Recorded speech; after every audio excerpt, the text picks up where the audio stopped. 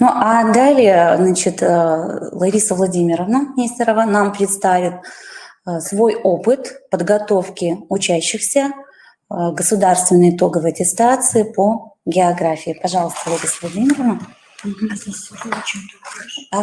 Уважаемые коллеги, добрый день. Я думаю, что сегодня ничего нового я вам, естественно, не скажу, но вот из опыта работы, к чему сама пришла, о том и буду, в принципе, говорить. Да? Сразу скажу, что я, исходя из того, что только что говорила Лариса Михайловна, вы видите, да, что несмотря на то, что задания по ЕГЭ созданы еще, собственно говоря, на тех предметных результатах, которые требуются в федеральном компоненте государственного образования, все-таки навыки межпредметно-предметные должны быть. Это навык проведения вычислений, да, навык анализа и навык, собственно говоря, составления монологического высказывания при развернутом ответе на поставленный вопрос второй части.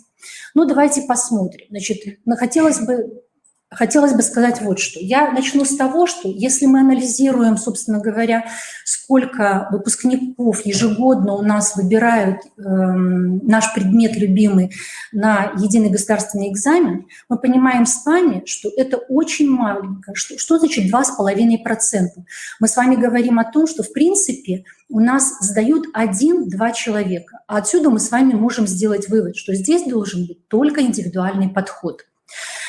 Дальше, на что, собственно говоря, я хотела бы обратить внимание. Но я не могу не похвастаться, что профиль-то у нас информационно-технологический, а вот, собственно говоря, я взяла за последние 9 лет, да, стабильно, но относительно высокие, потому что все, что касается выше 75%, 75 баллов, мы составляем эквивалент на школьную отметку. Ну, это 5 баллов, да, вот я хочу сказать, что у меня 3 стубальника в 12-м 2 и в 18-м 1. Теперь эти дети, которые выбрали не просто так, они выбрали тот предмет, который нужен им был для поступления в вузы. То есть они обучаются или обучались на географических, геологических специальностях. То есть, ну, из чего начиналась наша работа, да, в течение ряда лет? Прежде всего, я считаю, всегда говорю, что прежде чем ученик научится решать контрольно-измерительные задания единого государственного экзамена, это должен научиться делать сам учитель, сам преподаватель.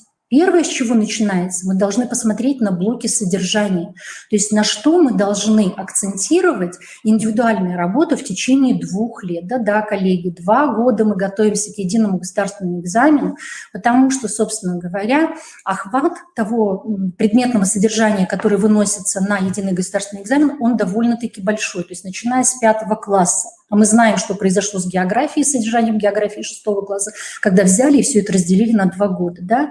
Так, вот мы с вами познакомились с этим содержанием, должны дальше понимать, что у нас есть вот 3 уровня заданий: базовый, повышенный и высокий. Базовый – это знать. Никуда не девается теоретические содержания, никуда не девается терминология нашего с вами любимого предмета. Да? Дальше. Мы знаем теорию, теперь мы должны ею апеллировать, то есть отвечать на вопросы, решать задачи, да, это уже иметь и использовать. Но исходя вот из того, что мы понимаем, какое предметное содержание, какие предметные результаты или способы действия дальше, да, мы с вами, собственно говоря, выходим на проблемы. Мы с вами с проблемами этими сталкиваемся на каждом уроке. Значит, вот смотрите. Без того, что мы с вами не будем работать над терминологией предмета география, не будем организовывать работу с терминами и понятиями, как требует современный стандарт, у нас ничего с вами не получится, потому что мы должны на каждом уроке разговаривать географическим языком. Дальше. Значит, есть дети, они у нас тоже есть, то они развернутую часть решают хорошо, да? А вы куда делись? Не надо, вернитесь, пожалуйста. Значит, а у них проблема с тестами, да? Ну вот нет у них, знаний есть, чуйки нет. То есть с такими детьми нужно отрабатывать навыки работы с тестами. Хотим этого с множественным видом, соотнесения, определенной последовательности. Дальше. Третий аспект. Мы с вами понимаем, что Урок географии без работы с географической картой – это болтовня. Мы можем прийти на урок литературы и также все рассказывать, ну, географическое содержание. То есть опора на карты, потому что вы понимаете, что Лариса Михайловна говорила, что нет представления географического. Они не понимают географическое пространство. А где это? Это формируется на уроке, когда мы с вами апеллируем к данным различных тематических карт. Потом мы с вами говорим о том, что вот 9 и 10 класс, ну или у кого-то еще 11, это работа со статистической информацией, которая представлена в графическом виде, в табличном виде, либо какие-то карты, например, та же синоптическая, да, она все равно цифровая так или иначе. То есть мы должны отработать эти умения на практических работах. Дальше, большая проблема. Вот вы сами понимаете, у нас, ну, понятное дело, не знаю, мы сегодня не говорим о проблемах всего российского образования, но мы понимаем, что очень тяжело, ребята работают с текстами различного содержания, в том числе и текстовые задачи. Значит, мы с вами должны, как нас с вами учили в начальной школе, работать с карандашом, но у них гелевые ручки, да, подчеркивают, тут, скажем, опорные слова, что дано, что надо найти и писать, что первое найти, что второе, что третье. То есть ход рассуждений, потому что у нас должны задания на несколько действий. Следующее, на что я обращаю внимание при подготовке, это номенклатура. Она никуда не денется, дорогие друзья. Вспомните, сколько мы с вами номенклатуры, сколько у нас идет требований в географической номенклатуре по каждому классу. Я не знаю, как вы, я вот, видимо, старорежимный учитель. У меня, например, устные зачеты и работа с немой контурной картой. Прошли блок внутренние воды, поехали, да?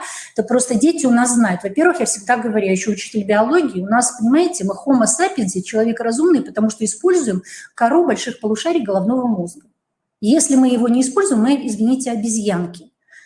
А мозг у нас развивается, как сказал Жан-Батист Ламарк, только тогда, когда мы этот орган используем, тренируем. Поэтому упор делаем и на номенклатуру. Мы сейчас с вами говорим не о массовом, конечно, даем мы всем. Но ребенок, который вы видите, он у вас олимпиадник, он у вас все равно выберет так или иначе, скорее всего, географию. Пусть он один будет, но он будет у вас.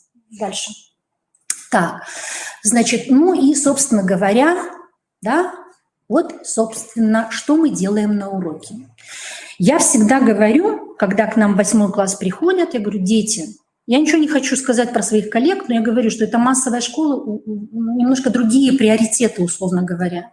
Я им говорю, дорогие друзья, значит, мы будем работать по... У меня очень подробные конспекты в тетрадях плюс учебник. Вот мы просто учим, мы не читаем. Мы учим теоретический материал, потому что у меня каждый урок начинается с устного опроса у доски возле карты. Меня так учили, я так учу, и вижу, что результат в этом есть. Дальше. Мы отрабатываем практические работы все, мы их делаем не номинально. Мы отрабатываем и с картографическим материалом, там, допустим, с 5 по 8 класс, и со статистическим материалом, все, что старше 9 класса. Номенклатуру как проверить? Ну, поработайте вы с немыми контурными картами. Вот я делаю в устной форме зачета. Ну да, это в ущерб своему времени, но оно того стоит ради этого одного или двух. Угу. Так, дальше, вы знаете, вот мы говорим о том, что системно-деятельностный подход. А я всегда говорю, вы знаете, дети же, они позиционируют себя как взрослые, они хотят с нами общаться. Что это значит? Я устрою урок в форме диалога и всегда обращаюсь к их жизненному опыту, к их мнению, пусть оно неправильно, но пусть они мне аргументируют, понимаете? А где вы это монологическое высказывание услышите? Только здесь не приучайте отвечать односложными и не ставьте вопросы, которые требуют одного слова в ответе. Потому что задавание вопроса – это тоже искусство, и все это зависит от нас. Да? Что мы хотим услышать в ответе? Такие вопросы и задаем. Потом, понятное дело, хотелось бы обратить внимание, что если мы ориентированы на детей, которые выберут наш любимый предмет как профильный по выбору, да, мы понимаем, что мы контрольные работы или работы контролирующего характера должны составлять с опорой на контрольно-измерительные материалы из ЕГЭ. Или из ОГЭ, это уже кто как, да. То есть я, например, такие составляю, и дети у меня к этому приучены, то есть они не приходят на ЕГЭ или на консультации и видят впервые это задание, ничего подобного. Оно сопровождает их с 8 класса. Так, и абсолютно, собственно говоря, я очень люблю это задание, и дети мои очень любят. Вот определить страну и регион по описанию. Да, там в первой части. Это работа с текстовыми задачами. Главное научить. Вот вы видите текст, подчеркните, где подсказка для вас, да, для детей. Научите их работать с этими текстовыми задачами. Ну вот давайте посмотрим, а где же это все взять? Угу. Ну вот у нас, допустим, да, я взяла здесь регион по описанию, это сейчас 9 класс, да, и тогда был. Здесь концентрирована значительная часть промышленного потенциала России. Центр области является центром региона, 3-м по численности жителям городом России. Его нередко называют Карманово России. Крупнейшее предприятие – Красная Сормово. Ну, понятно, мы-то с вами географы, мы понимаем, что это Нижний Новгород, да, газ, Горький, понимаете? Тут есть подсказки, да. Центр, вот город, является областным центром. Дальше судостроение, автомобили, понимаете?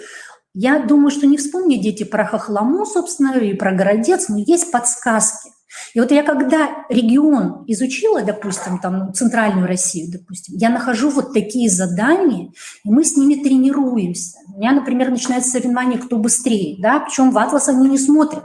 Они просто вспоминают, это ведь отработка материала, который мы изучаем. Где вот это я взяла? Ничего сама не составляю. Будьте, пожалуйста, добры.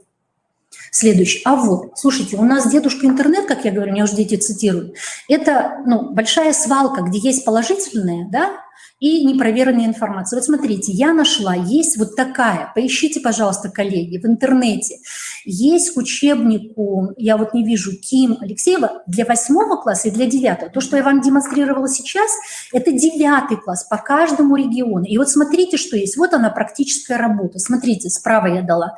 Пользуясь атласом, вот она. Понимаете? Заполните. У ребяток ведь у них память лучше нашей. Это мы забудем. Да? А они запомнят, кто глазками поработал, кто написал механически, у них особенность такая физиологическая. Так, дальше. То есть вот можно брать за основу это. Теперь смотрите, по описанию, слушайте, вот это вообще в 10-11 классе дети, это все равно, ведь это теперь предмет по выбору, они с желанием, тем более сейчас люди ездят, как бы семьи ездят, да, им интересно. Вот смотрите, я выделила просто ключевые слова уже вместо детей, да, то есть они подчеркивают у меня монархия, маленькая, минерально-сырьевой нет, но молочная ферма Европы. Что это у нас? Дания. Да? То есть пусть, понимаете, пусть они дают неправильные ответы, но вы опять же учитесь монологическому сказанию. Аргумент приведи, почему ты так думал, да? Или кто-то сказал, вот он не прав. Аргументируй, почему ты так считаешь, что он не прав. Угу.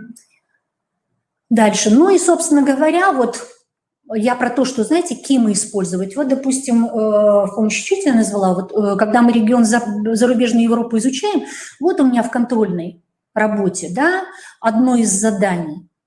Собственно говоря, оно у нас было, оно ушло. Но это ведь тоже состав материалом. Определите 2 ведущие причины, почему, допустим, да, доля там связана с демографической ситуацией, которая, раньше, чуть позже было, почему доля, да, людей старшей возрастной группы изменилась. Ну, тут нужно выбрать 3 страны, да, где там, допустим, в данном случае, что у нас тут? Ага, используя, укажите страну. Ну все, зарубежную Европу. Тут ведь не сказано, которая из них. Нужно знать особенности демографии стран первого типа воспроизводства и конкретно стран зарубежной Европы. Пусть тут на долю мы обращаем внимание и, собственно говоря, на ожидаемую продолжительность жизни. Ну, можно на рождаемость, да, ведь низкая рождаемость, большая, то это страна В получается, да. Так, дальше. И вот смотрите, еще одно, нет. Да, все, ага, это уж я за второе. Ну и, собственно говоря, понятное дело, дети сами не справятся. На уроке мы все не можем сказать, да. Я бы хотела сказать, что, собственно говоря, раз у вас индивидуальный подход, ну вы же тоже ведь переживаете за этих детей. Все равно должна быть консультация. Ну раз в неделю с детьми можно встретиться. Он 1, 2. Сделайте вы не с сентября, но сделайте вы с октября. Договоритесь с ним, потому что заинтересованность должна быть прежде всего вот этого ребенка. Ну, еще у нас есть палочка-выручалочка. Ну, не хотите вы консультации? Сейчас же даже в старшей школе есть, собственно, на уровне среднего общего образования у нас есть курсы внеурочной деятельности. Ну, разработайте вы этот курс, да? Пусть в рамках этого курса у вас будет. Может, там не один ребенок будет сдавать, да, а несколько, кому просто интересно. Если дети, которые, ну, условно говоря, там никуда не ходят, никакие кружки и секции, им просто приятно будет с вами пообщаться, своим умным одноклассникам. Почему нет? Вот. Так что я, конечно, не сказала ничего нового, но вот то, чем я, собственно говоря, из года в год, с 2002 года, придя в технологический лицей, 2019 год я пользуюсь, и результаты, собственно говоря, есть. Поэтому спасибо за внимание. Если есть вопросы, можно задавать вот в чате. Да? Чем могу, помогу. Спасибо за внимание. Успехов вам. Всего доброго, дорогие коллеги. Лариса Михайловна. Виктория Владимировна, да, продолжит поделиться с нами опытом. Да, уважаемые коллеги, здравствуйте. Ну, из своего опыта я скажу, что у меня выбирают экзамен по географии не каждый год, потому что я не каждый год выпускаю 11 классы. Поскольку работаю в общеобразовательной школе, то и состав учащихся, которые выбирают экзамен, тоже разные. Есть мотивированные учащиеся, есть учащиеся, которые выбирают даже в 11 классе экзамен, потому что вроде бы им кажется, что они лучше этот предмет знают, и как-то вот, в общем, какие-то планы строят для того, чтобы поступить с помощью этого предмета, с использованием результатов этого предмета, нашего предмета. Ну и поэтому я стараюсь, так скажем, на уроках работать с теми заданиями, которые входят в структуру КИМ, которые входят или которые составляют базу, ну, по подготовке к ЕГЭ по географии. Ну и работая с этими заданиями на уроках, перехожу к тому, что учащиеся все-таки видят эти задания в течение образовательного процесса, да, они эти задания прорешивают, а в итоге они выходят, конечно, уже на экзамен и умеют решать подобные задачи, задания. Ну и надо сказать, что те учащиеся, которые показывают высокие результаты, это, конечно, мотивированные учащиеся, это, конечно, те, которые хотят поступить в хорошие престижные вузы, ну и которые обладают действительно хорошо сформированными разными и межпредметными умениями. Хочу особо обратить внимание, что, конечно, это умениями вычислять, потому что действительно очень много заданий выполняется именно с применением этих умений. Акцент свой делаю на то, что учащиеся, безусловно, должны знать карту, причем карта в широком понимании этого слова. То есть они знают не только, там, допустим, страны мира, их столицы, но это и все тематические карты. Хотя бы иметь представление о том, как выглядит там структура земной коры, как выглядит состав, плотность населения на разных материках нашей планеты и так далее. Обязательно знание географических закономерностей, буква пропущена у меня там тоже, потому что считаю, что знание разнообразных географических закономерностей и умение применять эти знания позволят учащемуся выполнить множество заданий именно из ЕГЭ. Это знание основных географических понятий, а также умение пользоваться ими.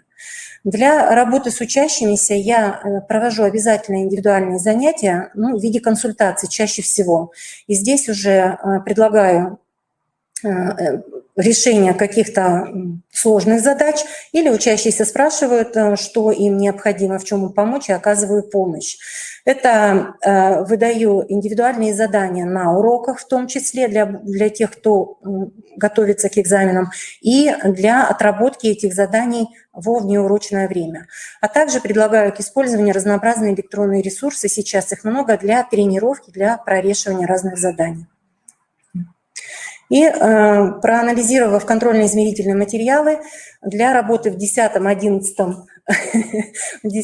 и 11 классе, я увидела, что очень много заданий, вот были, да, приведены номера тех заданий из контрольно-измерительного материала, которые можно отрабатывать при изучении социальной и экономической географии мира, причем как при изучении темы, так и затем для контроля знаний. Ну и вот задание 10. Задание 10, где нужно установить соответствие между страной и диаграммой, отражающей распределение ее экономически активного населения по секторам экономики. Вот это задание я использую несколько раз в течение, да, ну вот сначала в 10 классе, когда мы начинаем изучать население мира Земли, а потом еще в 11 классе, когда мы изучаем уже отдельные регионы. Значит, по-разному можно использовать это задание. Ну вот сначала можно изучить, например, структуру занятости населения, да, что население занято в промышленности, в сельском хозяйстве, в сфере услуг. Можно проработать, вот, сравнить страны между собой, что это за страны, да, в каких регионах Земли они располагаются, потому что все-таки у нас есть закономерности, в том числе в занятости населения по секторам экономики. Ну, а потом уже выполняйте задание, выйти на то, что в одних странах больше занятых в сфере услуг, затем в промышленности и только 2-3% в сельском хозяйстве, ну и так далее. Вот выявить здесь, в общем-то, на начальном этапе закономерности, которые существуют. Потом можно это же задание уже при изучении регионов предлагать к выполнению. Например, когда мы изучаем когда изучаем зарубежную Европу, к примеру, да, ну и так далее, чтобы учащиеся не забывали. Или задание 15. Это задание может звучать по-разному, но факт то, что здесь учащиеся должны знать общие характеристики, ну или какие-то особенности разных стран мира. И тоже вот я их использую, достаю из общей базы, да, на сайте ФИПИ, а также ну, в разных других электронных ресурсах, поскольку сейчас есть эта возможность, просто достаю, нахожу именно применительно к определенному региону или к определенной стране, которую изучаем. Это задание выношу, например, либо на контроль, либо для того, чтобы актуализировать знания, либо даже, может быть, проверить, да, на начальном этапе, перед тем, как мы будем изучать страну, да, вот, что вот вы можете сказать, например, какие подходят, какие вот характеристики вот, характеризуют, например, Бразилию. Задание 11. Здесь тоже надо умение, конечно, читать текст, умение понимать текст и умение вставлять необходимые слова. Список слов я здесь не предлагаю, он прилагается в обязательном порядке. Но здесь, конечно, учащиеся должны осмысленно сначала прочитать текст. И такие задания тоже надо давать на тренировку. Или при изучении, вот, изучаем Канаду, да, допустим, географические особенности. И, пожалуйста, можно обыграть это задание, задать вопросы еще потом, после того, как мы его выполнили, ну и так далее. Задания вот такого характера, вроде бы они простые, но здесь почему-то дети допускают ошибки. Опять же, здесь какая-то должна у детей сформироваться знание вот этих вот связей. Да? Тепловые электростанции работают с использованием газа, нефтепродуктов, там, ну, уголь еще, да. И вот все-таки чаще всего те страны, которые обладают этими запасами, да, этими ресурсами, они, как правило, там и преобладают вот эти тепловые электростанции.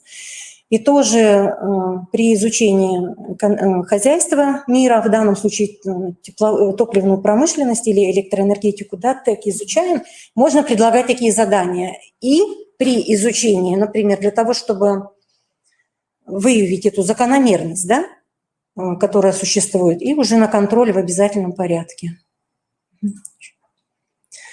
Ну, это вот подобное задание, но только здесь с населением.